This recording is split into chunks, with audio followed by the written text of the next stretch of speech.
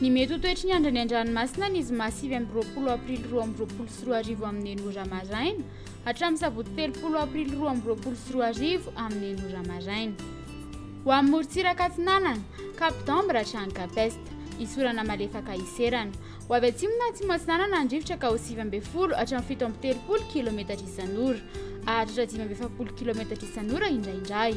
Anonjam-pena aherin'ny ranomasina, ahavon'ny onja manodidina 2 metatra, hahatratra 3 metatra ny amin'ny tendrony atsimo noho ny alondrany avy atsimo.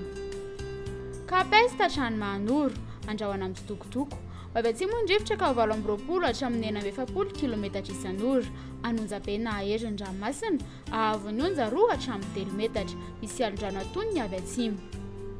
Mahanoro hatrany Tolaniaro, misy tandrifin-drahona amin'ny tsitokotoko. Ho avy atsimo Atsinanana andrivotra ka ho 9 hatramin'ny 20 km isan'ora, aherin'ny ranomasina, ahavon'ny onja 3 metatra, hahatratra 3,10 metatra indraindray, misy alondrano atonony avy atsimo Atsinanana. Tolaniaro hatrany Cap Sainte-Marie, andrahoana amin'ny tsitokotoko. Ho avy atsimo Atsinanana na Atsinanana andrivotra ka ho 20 hatramin'ny 9 km isan'ora, aherin'ny ranomasina, ahavon'ny onja 3 metatra, hahatratra 3,10 hatramin'ny 4 metatra indraindray, misy alondrano atonony avy atsimo. Ho amin'ny morontsiraka andrefana, Cap Sainte-Marie hatrany Cap Saint-Vincent, omena amin'ny ankapobeny.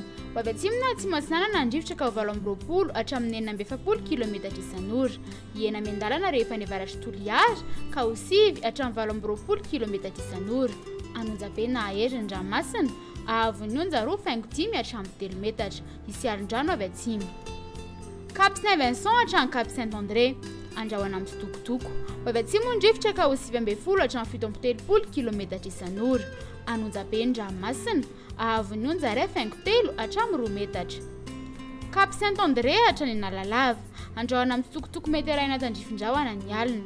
Ho avy atsimo na atsimo Atsinanana andrivotra amin'ny maraina ka ho 9 hatramin'ny 17 km isan'ora, hahatratra 20 hatramin'ny 17 km isan'ora indraindray. Iovaova kosa mandritry ny alina ka ho 9 hatramin'ny 17 km isan'ora, adiny mpanonja ny ranomasina, ahavon'ny onja latsaky ny 3 metatra. Analalava hatrany Cap d'Ambre, andrahoana amin'ny tsitokotoko mety arahindorana tandrifin-drahona ny alina. Iovaova ny fitsokiny rivotra ka ho 9 hatramin'ny 17 km isan'ora, adiny mpanonja ny ranomasina, ahavon'ny onja ho latsaky ny 3 metatra.